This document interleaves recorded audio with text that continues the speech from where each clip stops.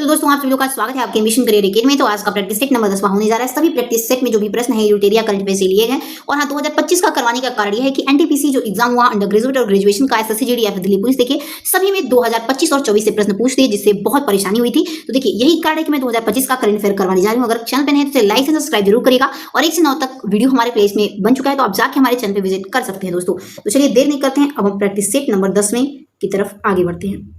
देखिए practice set number आज हमारा 10 होने जा रहा है। इसमें पहला क्वेश्चन है कि आर्थिक सर्वेक्षण के बारे में कौन सा कथन कौन सा कथन गलत है उसका चयन कीजिए। तो देखिए इसमें डी करेक्ट हो जाएगा। ऑप्शन नंबर डी उपयुक्त में से कोई भी कथन गलत नहीं है, यानी कि सारा सही। तो एक बार नजर डालते हैं। भारत का पहला आर्थिक सर्वेक्षण 1950 और 51 के तत्कालीन वित्त मंत्री जॉन मथाई के द्वारा पेश किया गया, ये भी सही है। और 1964 में इसे आम बजट के रूप में पेश किया जाता था, तो ये भी सही है। लेकिन 1964 के बाद इसे आम बजट से अलग कर दिया गया, तो ये भी सही है। और अगला है कि आर्थिक सर्वेक्षण वित्त मंत्री के आर्थिक मामले के विभाग द्वारा मुख्य आर्थिक सलाहकार के मार्गदर्शन में तैयार किया जाता है, तो बोलेंगे आप, ये भी सही है।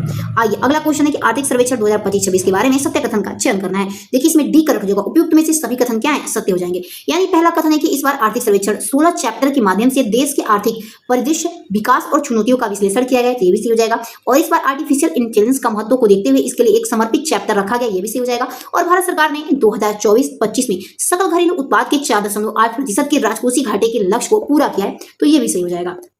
देखिए अगला क्वेश्चन है कि हमारा कि आर्थिक समीक्षा 2025-26 के अनुसार वित्त वर्ष 2027 में भारतीय अर्थव्यवस्था में कितने प्रतिशत वृद्धि होने का अनुमान है। तो 2027 में भारतीय अर्थव्यवस्था कितना बढ़ सकती है 2025-26 के वित्त वर्ष के अनुसार देखिए तो बोला है।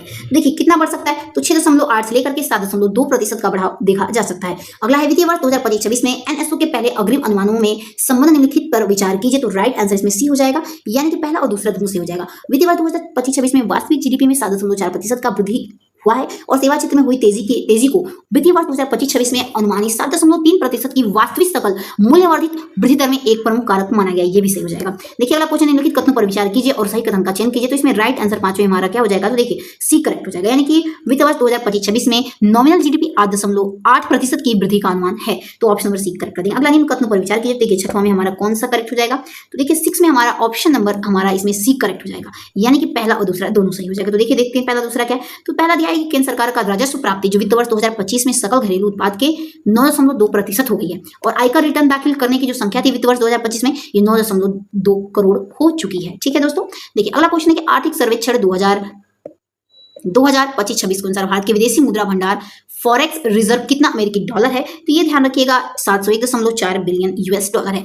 अगला आर्थिक सर्वेक्षण 2025-26 के अनुसार वस्तु निर्यात के बारे में बढ़ते क्रम का चयन करिए, तो एक तरफ हो जाएगा नीदरलैंड, यूएई और अमेरिका। अगला आर्थिक समीक्षा 2025-26 के अनुसार अग्रिम अनुमानों के अनुसार वित्तीय वर्ष 2025-26 में निम्नलिखित क्षेत्रों के जोड़े और उनकी संबंधित विकास दरों पर विचार कीजिए और कूट की सहायता से सही उत्तर का चयन कीजिए। इसमें एक तरफ जगह कृषि की बात करें तो 3.1% हो गया, औद्योगिक की बात करें 6.2%, सेवा की बात करें तो 9.1% हो चुका है। अगला आर्थिक सर्वेक्षण 2025-26 के अनुसार भारत में पेट्रोलियम पदार्थ यानी कि कच्चे तेल के प्रमुख उत्पादन राज्य के घटते हुए क्रम क्या है, तो राइट आंसर हो जाएगा राजस्थान, गुजरात और असम में। अगला निम्न पर विचार कीजिए और कूट की सहायता से उत्तर दे, तो इसमें सी करेक्ट हो जाएगा, यानी कि पहला दूसरा दोनों सही। यानी कि कुल निर्यात के वित्त वर्ष 2025 में पिछले वर्षों की तुलना में 6.1% की बढ़ोतरी हुई है दोस्तों। और भारत की कुल निर्यात वित्त वर्ष 2025 में रिकॉर्ड 825.3 अमेरिकी डॉलर तक ये पहुंच चुका है। ठीक है, तो रिकॉर्ड बन गया। ठीक है, देखिए अगला क्वेश्चन है कि भारत वित्त वर्ष 2025 में 135.4 अरब अमेरिकी डॉलर की प्रेषण राशि के साथ विश्व का ये सबसे बड़ा प्रेषण प्राप्त करता रहा है, यानी कि चौथा प्रेषण करता हमारा भारत रहा है विश्व में। देखिए राइट आंसर इसमें ए हो जाएगा, यानी कि पहला। अगला आर्थिक सर्वेक्षण 2025-26 के अनुसार वित्त वर्ष 2025 में सेवाओं के निर्यात में कितने डॉलर का सर्वाधिक उच्च स्तर छुपा हुआ है, तो देखिए राइट आंसर हो जाएगा $387.6 बिलियन हो चुका है।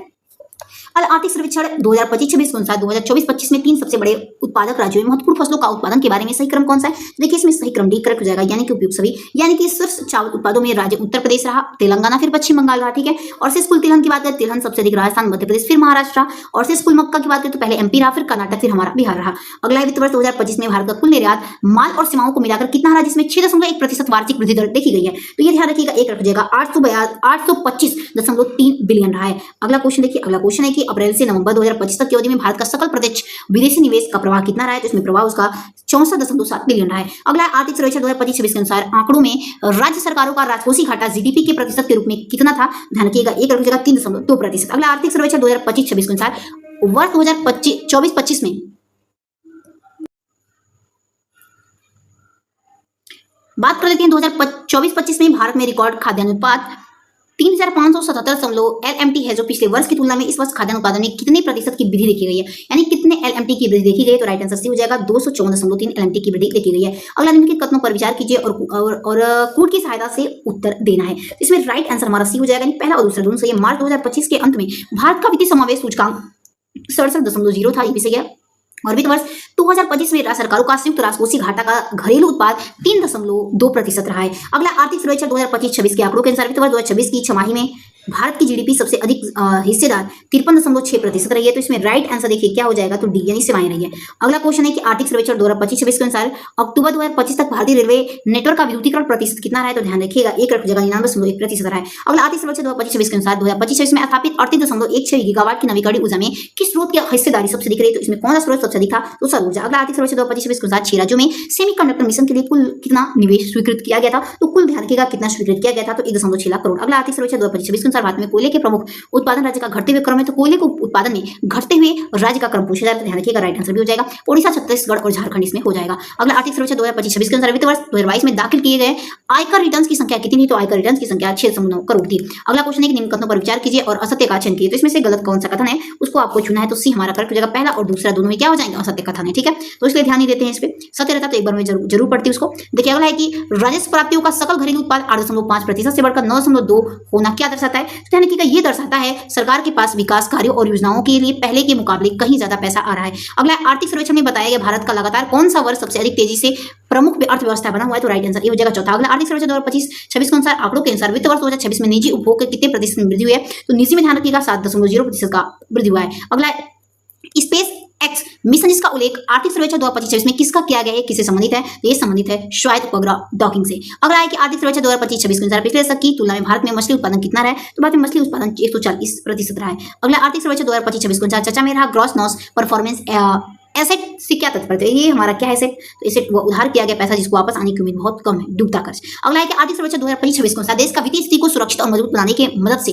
कुल सरकारी कर्ज में कितने प्रतिशत की कमी हुई, तो कुल सरकारी कर्ज में प्रतिशत की कमी आई है वो है 7.1%। अगला है कि आर्थिक सर्वेक्षण 2025-26 के अनुसार इंडिया सेमीकंडक्टर मिशन के तहत अब तक कितने राज्यों को 10 परियोजनाओं को मंजूरी दी गई है, तो 10 परियोजनाओं को मंजूरी 10 परियोजनाओं में कितने को मंजूरी मिल चुकी है, तो इसमें 6 को मंजूरी मिल चुकी है, 4 को मिलना बाकी है। अगला कृषि क्षेत्र के संबंध में निम्न कथनों पर विचार कीजिए, तो इसमें डी कर जगह इनमें से कोई भी सही नहीं होगा। एक सेकंड, इनमें से कौन सा गलत है, इनमें से कोई भी गलत नहीं होगा, यानी कि दोनों के दोनों सही है। तो देख लेते हैं भारत में 2024-25 में बागवानी उत्पादन 362.08 ट्रिलियन टन रहा, ये भी सही हो जाएगा। और किसी विपणन और अवसंरचना के दस्ता सुधारने के लिए सरकार ने कृषि अवसंरचना कोष की शुरुआत की, ये भी सही है। अगला आर्थिक सर्वेक्षण 2025-26 के अनुसार राष्ट्रीय राजमार्ग के नेटवर्क का कुल कितना प्रतिशत विस्तार हुआ है, तो कुल टोटल ध्यान का विस्तार की बात करें तो 60% का विस्तार दिखाई दिया है। अगला क्वेश्चन है कि आर्थिक सर्वेक्षण 2025-26 के बारे में सत्य कथन का चयन कीजिए, इसमें सत्य कथन डी हो जाएगा, यानी कि पहला दूसरा तीसरा चौथा सभी सही हो जाएंगे, तो एक बार आप पढ़ लीजिएगा।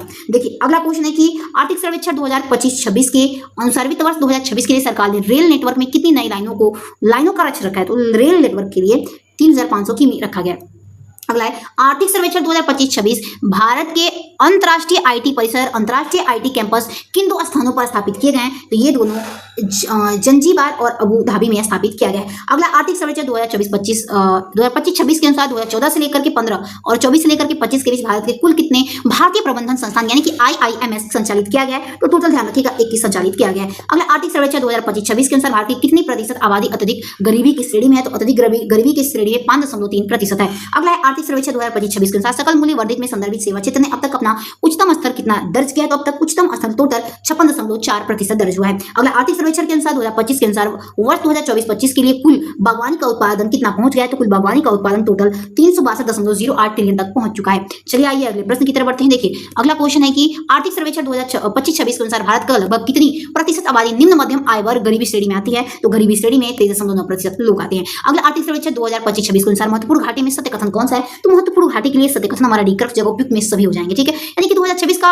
राजकोषीय जो घाटा है जीडीपी उसका 4.5% से नीचे लाने का लक्ष्य रखा गया है और 2026 तक प्राथमिक घाटों का अनुमान 0.8 रखा गया है, ध्यान रखिएगा। अगला है 2026 तक राजस्व घाटा जो है 1.5% रखने का दावा किया गया है, ठीक है। आइए अगला क्वेश्चन है कि आर्थिक सर्वेक्षण 2025-26 के अनुसार ग्रीनफील्ड निवेश घोषणाओं में भारत वैश्विक स्तर पर चौथा स्थान प्राप्त किया है तथा हरित क्षेत्र में डिजिटल निवेश प्राप्त करने का कौन सा देश बन चुका है, यानी चौथा देश बन चुका है हमारा देश, तो पहला देश बन चुका है। देखिए अगला क्वेश्चन है कि आर्थिक सर्वेक्षण 2025-26 के अनुसार विश्व बैंक ने गरीबी की परिभाषा को संशोधित कर $2.15 से बढ़ाकर कितना कर दिया है, तो इसे $3 हो चुका है बढ़ करके, ठीक है।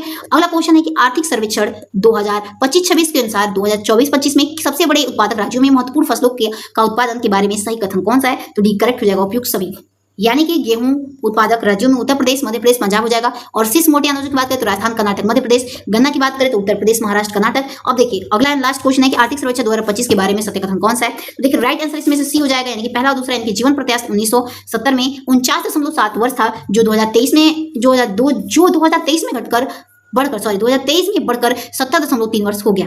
अगला है वर्ष 2030 तक भारत में 15 से 59 वर्ष की जनसंख्या 98 करोड़ होगी, जो कुल जनसंख्या के 65% है, ठीक है। तो चलिए दोस्तों मिलते हैं अपने अगले वीडियो में। वीडियो पसंद है प्लीज से अधिक लाइक एंड सब्सक्राइब जरूर करेगा। जय हिंद, अपना ध्यान रखिएगा दोस्तों। जय भारत।